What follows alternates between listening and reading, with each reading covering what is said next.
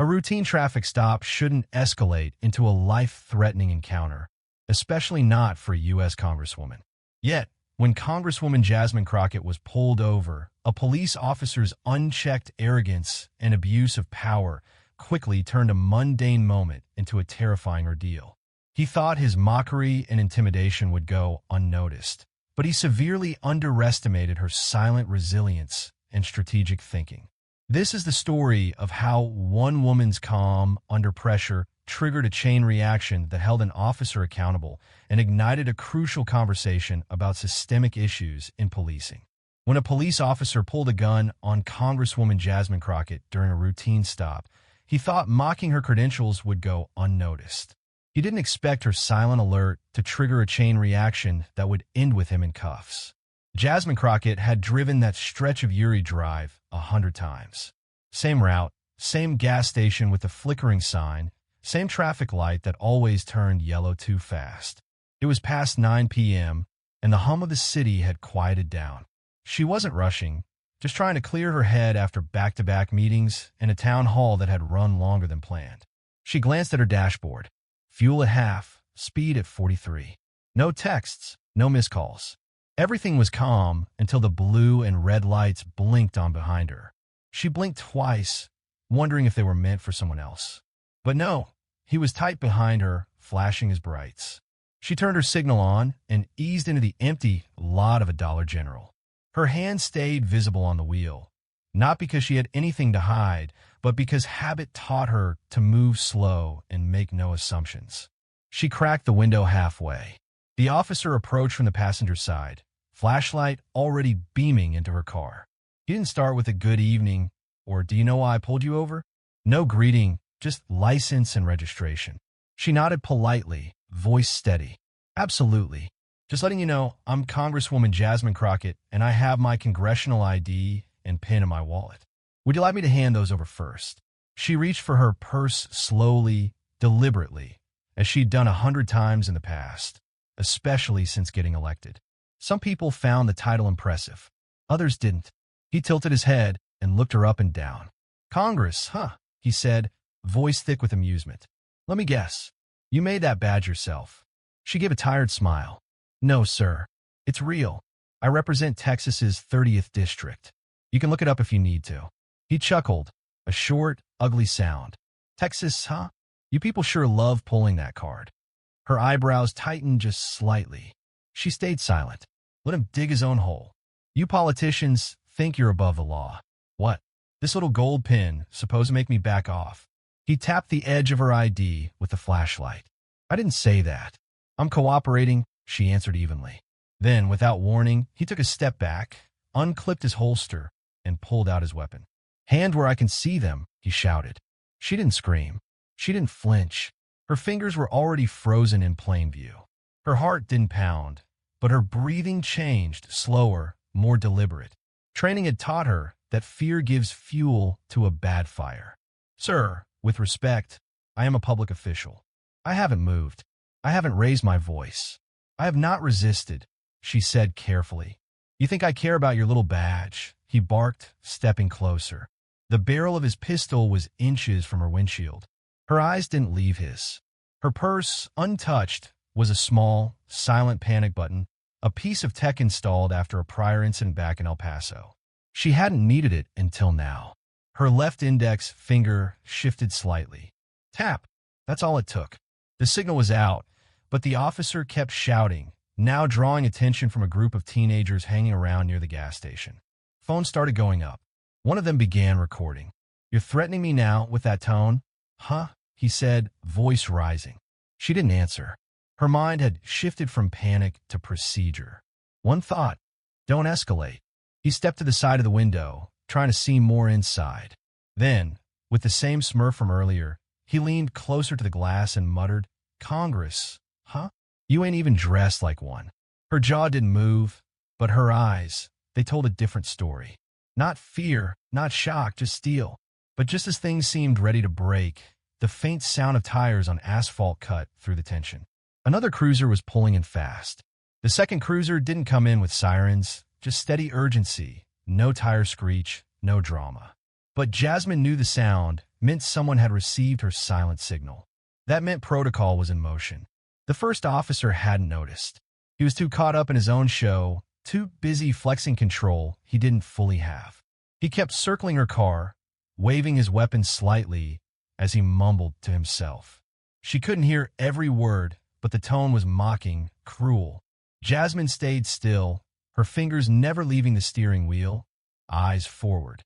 Her voice, when she did speak again, was quiet. "Sir, your body cam is on. Everything is being recorded."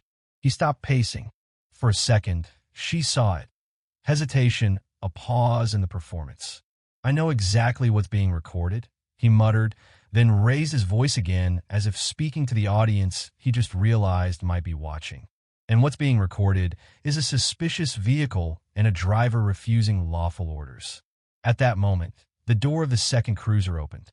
A tall officer stepped out, uniform pressed, face unreadable, eyes scanning the scene before he even shut his door. His name tag read H. Linwood.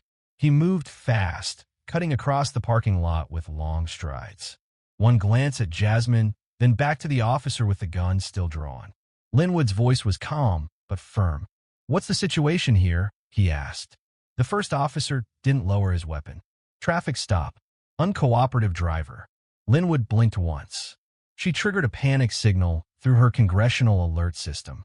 "Don't care what she triggered," the man snapped. "She's got some fake badge. Claims she's some big shot." "She's a big shot," Linwood cut in. Congresswoman Crockett verified. He turned toward her car, took a step closer, and asked gently, "Ma'am, are you all right?" "I haven't moved since the moment he approached," she said calmly. "I've done everything I was supposed to do." Linwood nodded, then turned back to his colleague. He didn't shout. He didn't posture. His tone didn't need to rise. It was the kind that told you there would be no debate. "Put the weapon away now." Silence. The first officer stared at him, lips twitching. "You heard me," Linwood repeated. "Put away. You're out of line." For a second, it looked like the man wouldn't obey. But then, almost with reluctance, he slid the weapon back into its holster. Not because he respected Linwood, but because he realized something had shifted. Linwood stepped closer, looked him directly in the eye, and said, "Turn around. Hands behind your back." "You've got to be kidding me," the man barked, a flash of panic hitting his face for the first time. "I'm not. You're being detained pending internal review. Your body cam is on. How about mine running too? Don't make this worse." The officer's face flushed red. "You're going to embarrass me in front of civilians?" Linwood didn't flinch. "No, you embarrass yourself the moment you pulled a weapon on someone sitting calmly in their car." The man hesitated again, but the moment had passed. 2 more units were arriving. By the time the third officer stepped out of their car, it was clear this wasn't going to end his way.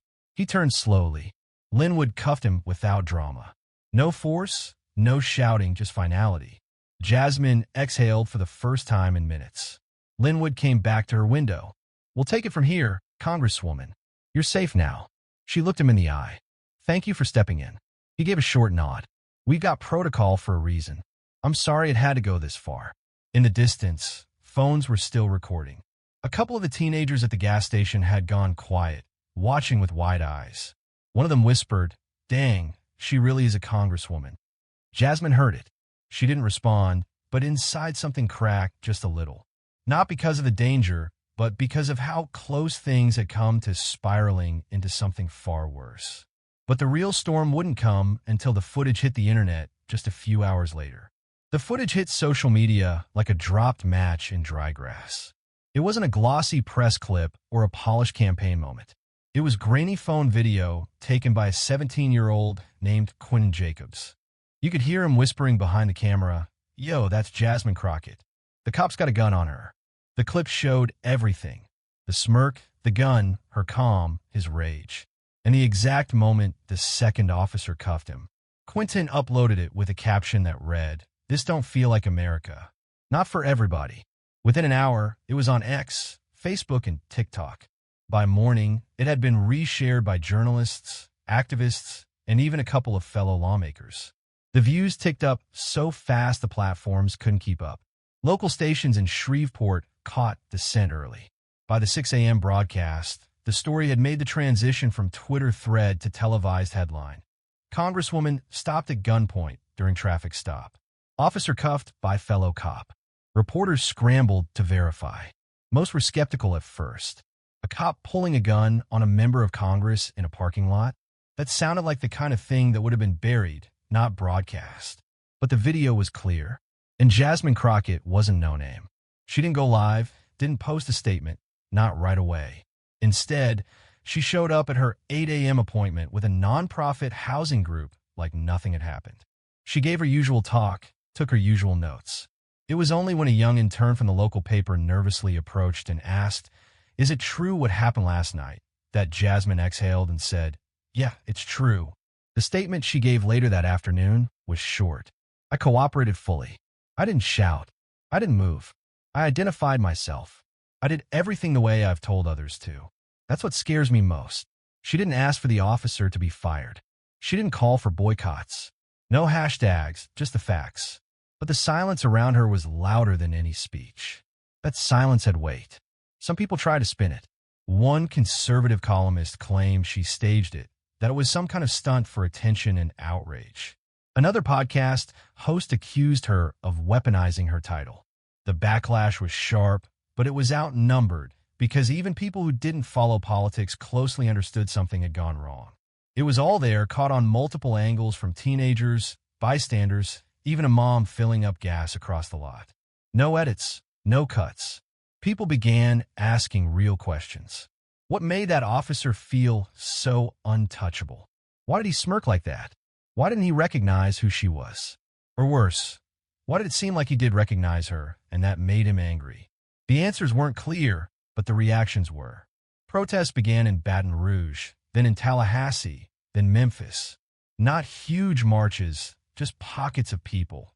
Nurses, students, even a group of veterans who stood on a courthouse lawn with handmade signs that read, "Respect isn't optional."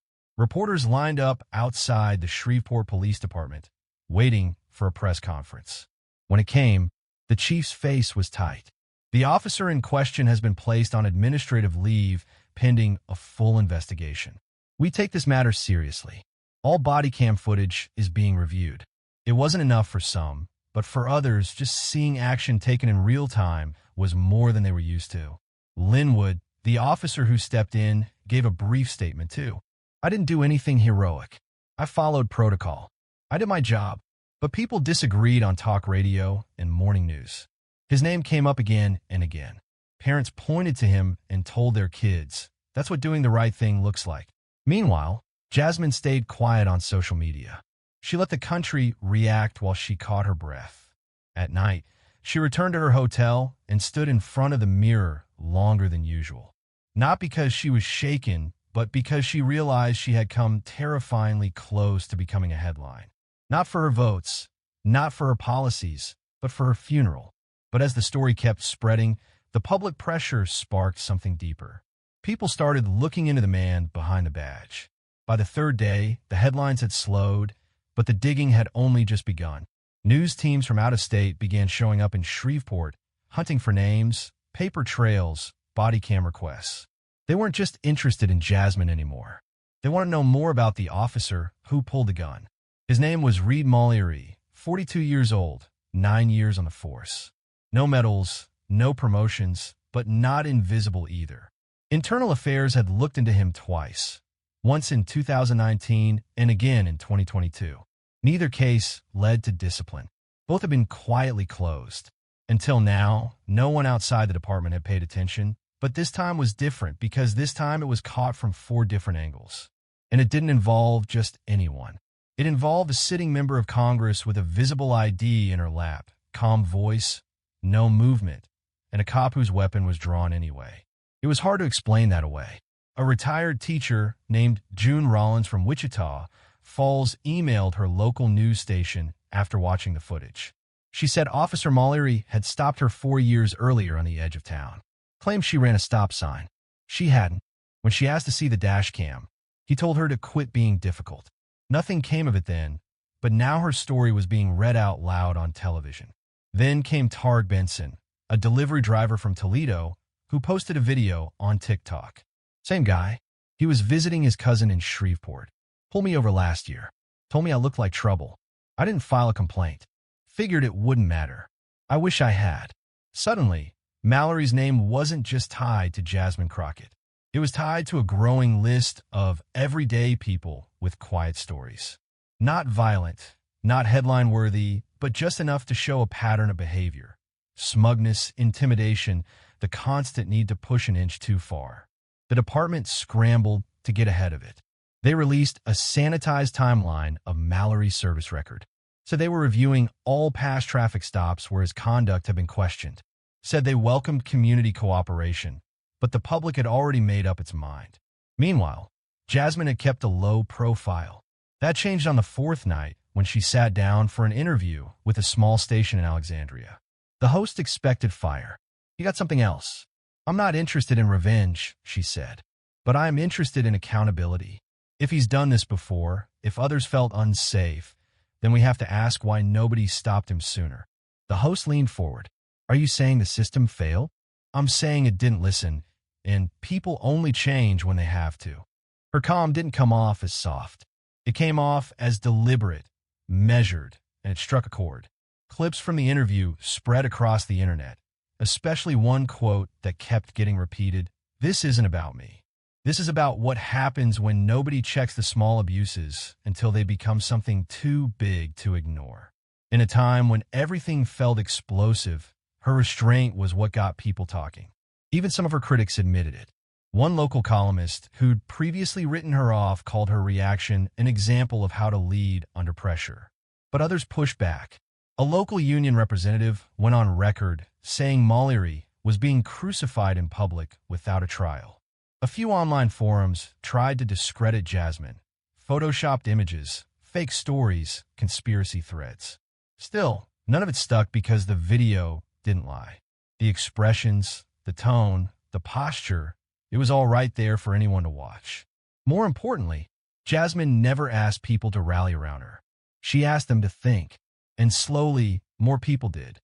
In the meantime, Officer Linwood, who had diffused the scene, found himself invited to a radio talk show in Baton Rouge. They asked him what gave him the courage to step in. He gave a quiet laugh. "I didn't think about it that way. I just didn't want to have to explain to another mother why her daughter didn't come home." But while the public focused on the cop in cuffs, Jasmine had something else on her mind, a question bigger than one man's mistake. The deeper people looked, the more they found. Not everything about Reed Mallory was public, but once his face became attached to that viral video, the dam broke. Journalists, former coworkers, even old classmates started coming forward. The most troubling stories didn't come from high-profile incidents. They came from the ones no one had paid attention to. A woman named Darlene Hatch, now 62, called a radio station in Tyler, Texas, and left a voicemail that aired during their morning segment. "I used to work dispatch with him when he was new to the force," she said. "He was the kind of guy who'd stare too long and smile at you like you owed him something. Gave me a bad gut feeling. But back then, you didn't say anything." Darlene never filed a complaint. She figured nothing would change. That line echoed again and again in the calls that followed. "I didn't think anyone would listen." Local reporters dug through public records and found something else. 3 minor misconduct allegations, 2 involving verbal harassment during stops, 1 for failure to file a full report after detaining a teenager outside a diner. None were sustained. All quietly closed. 2 witnesses never responded. 1 had moved out of state. Still, the timeline was building. Mallory had been allowed to skate through 9 years of policing with only surface-level scrutiny. Not because he was excellent at his job, but because he was never quite reckless enough to set off a full investigation until Jasmine Crockett. The twist: Mallory had undergone a performance review just 6 months earlier. He'd been flagged for inconsistent professional conduct and recommended for additional training. The session was scheduled. He never showed. Internal Affairs claimed they followed up, but there was no formal consequence for skipping the training. It wasn't mandatory. It was strongly encouraged. That detail infuriated people the most. It wasn't that nobody saw this coming. It's that they did and still let him patrol. When the news hit, the Shreveport Police Department released a revised statement. Their tone had shifted. They called the situation deeply concerning. They promised structural review, but public trust had already cracked. City council members called emergency meetings. A few demanded an outside agency take over the investigation. Others asked why Mallory hadn't been reassigned earlier, why no one thought twice when a pattern started forming. Meanwhile, Jasmine had moved on from press interviews. Her staff said she was focusing on her district, visiting schools, checking on small business owners, but she wasn't dodging the conversation. She just didn't want to be the face of it anymore. One afternoon, she met with a group of high school seniors in Nacogdoches. Not a big event, no media, just folding chairs in a library. They asked what it felt like to have a gun pointed at her. She looked at the ceiling for a second, then said, "It felt like somebody tried to erase everything I worked for just because he could." One of the students asked if she cried. "Later," she said, "not at the scene. You can't show your fear when someone's trying to feed off it." Another student raised her hand. "Do you think you would have done it if you weren't? You know who you are?" Jasmine didn't answer right away. "I think you didn't care who I was," she said finally. And that's the part that should scare everybody. That quote ended up getting posted by one of the students online. It blew up again, not because it was dramatic, but because it sounded tired, human, real. By the end of the week, Jasmine's staff reported that hundreds of calls and emails had come in from across the country, not asking what to do, but just saying, "I saw it happen to me, to my mom, to my son." It was no longer about one cop, one car, one parking lot. It was about how many people had been silently collecting their own stories, waiting for someone to believe them. But instead of turning those voices into outrage, Jasmine decided to do something different. She asked them to imagine what change could look like. The Sunday town hall in Texarkana wasn't planned as a response to the traffic stop, but it turned into one. It was held inside a community center with bad air conditioning and plastic chairs that creaked every time someone shifted their weight. The crowd was a mix: parents, college students, teachers, a few older folks who'd known Jasmine since her days practicing law. The room wasn't packed, but it was full enough to feel like something mattered. Jasmine stood in front without a podium, just a mic clipped to her collar and a small bottle of water on the folding table beside her. She didn't read from notes. She didn't bring a speech. "I'm not here to talk about what happened," she said. "I'm here to talk about what keeps happening." She let that sit for a moment. No buzzwords, no slogans, just silence. Then she asked the crowd, "How many of you have ever been pulled over and didn't feel safe?" Hands went up slowly at first, then more. She pointed to a woman in the back. "You, ma'am? You raise your hand. You want to share why?" The woman stood up, mid-50s, wearing a green blouse and jeans. Her voice was low. "I got pulled over last summer for a taillight. I knew it was out. I wasn't going to argue, but he kept asking if I'd been drinking. I hadn't. I was just tired, but he said I was slurring. I wasn't. Did you report it?" She shook her head. "Didn't think it would matter." That line again. Jasmine nodded. "That's the problem. We've created a system where people assume nothing will change, even when something's wrong." A man near the front raised his hand. "What do we do then? March again? File more complaints that get tossed?" Jasmine took a breath. "We build something better from inside." She walked slowly across the front of the room, making eye contact. "We need more officers like Linwood. People who aren't afraid to do the right thing, even if it means checking their own. And we need systems that reward that, not bury it." Someone asked how. Jasmine answered, "We change hiring practices. We track complaint patterns across departments. We teach kids early how to use their rights, not just recite them." A college student stood up and asked, "Why not just push for more laws?" "Laws don't mean much without people to enforce them fairly," she said. "You can legislate all day, but if the culture stays the same, nothing moves." The room was quiet again, not because they didn't believe her, but because everyone in that room had lived it in some way. Maybe not with a gun pointed at them, but in smaller ways: slights, stops, silence. She told a story about a kid she met the year before, a sixth grader who wanted to be a police officer. When she asked why, the boy said, "So I can protect people who look like my mom." That's what stayed with her. Jasmine looked out over the crowd. We can't rebuild anything if we don't believe we're worth protecting in the first place. That starts with us talking, pushing, voting, showing up. It wasn't a fiery call to action, but it didn't need to be. It was the kind of message that made people sit up straighter, think about what they could do differently when they walked out the door. Afterward, people stayed behind to talk. One woman brought her teenage son up to meet Jasmine. "He's thinking about applying to the academy," she said. Jasmine shook his hand and said, "Good. We need you." Outside the community center, the sky was soft and heavy. People stood in small circles, still talking. A few shared numbers. One man offered to organize a ride share for those without cars to get to city council meetings. It wasn't a movement. Not yet, but it was a start. But even with the community now engaged, Jasmine still hadn't spoken publicly about the one person who'd been silent through it all. Her father. Jasmine's father hadn't spoken about the traffic stop, not once. He'd texted her the next morning with a simple, "You okay?" And when she replied, "Yes, just tired," that was the end of it. No follow-ups, no calls, just space. But that Friday evening, she pulled into his driveway in Tyler, unannounced. The house hadn't changed in years. Same wooden porch, same wind chimes that hung over the front steps. Inside, it smelled faintly of coffee and wood polish.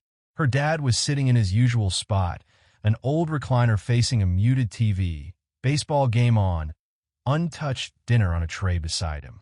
He didn't get up when she walked in, just looked over and raised his eyebrows like he'd been expecting her all along. "I had a break in my schedule," she said. "You came all this way for a break."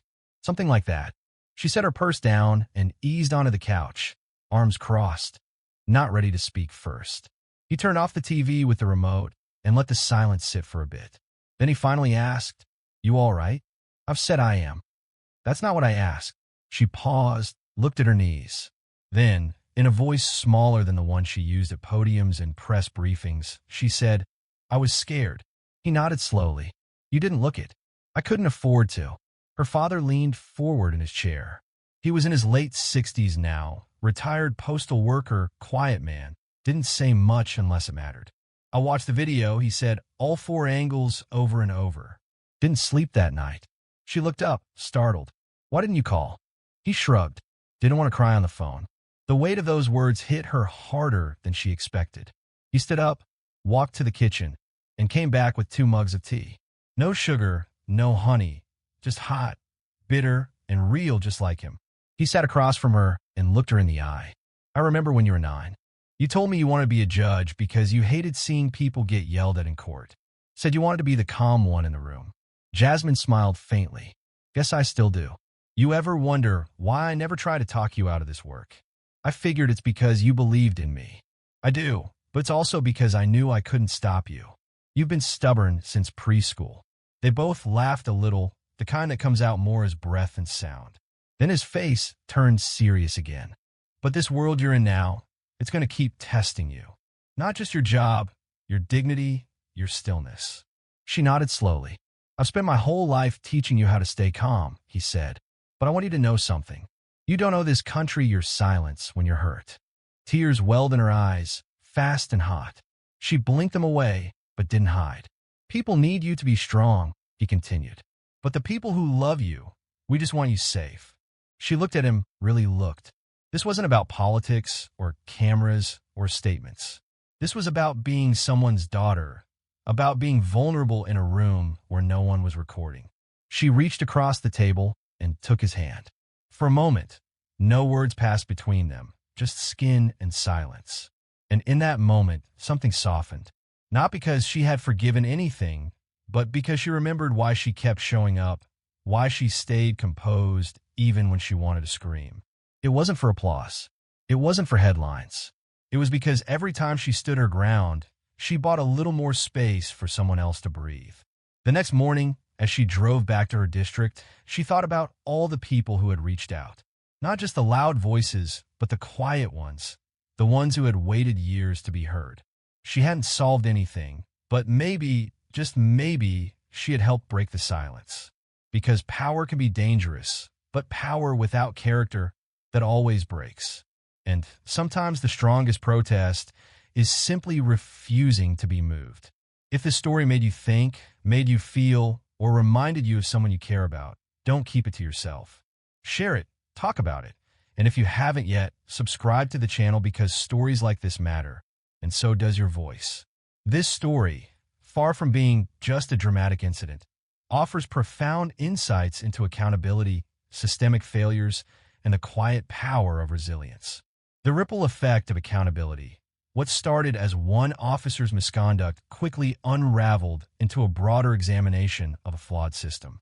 Indeed, Jasmine Crockett's calm, yet decisive, actions, coupled with the immediate intervention of Officer Linwood, showcased how individual integrity can disrupt patterns of abuse. Consequently, it highlights the critical importance of officers holding their colleagues accountable and the public's role in demanding transparency. The cost of silence. Furthermore, the numerous individuals who later came forward with their own stories of Officer Mallory's misconduct underscore a crucial point. Silence perpetuates systemic issues. For years, minor abuses went unreported or unaddressed, thereby allowing a pattern of behavior to solidify. Therefore, Jasmine's decision to speak out, and more importantly, to invite others to share their experiences, created a space where previously unheard voices could finally contribute to a larger narrative of change. True leadership in crisis. Lastly, in the face of a deeply personal and infuriating incident, Jasmine Crockett chose a path of measured response and systemic reform over immediate outrage or personal vendetta. Her focus on accountability, changing hiring practices, and empowering communities to understand their rights demonstrates that effective leadership during a crisis often lies in strategic, long-term thinking rather than reactive emotional outbursts. Her calm demeanor, even when her heart pounded, served as a powerful example of how composure can disarm aggression and inspire collective action.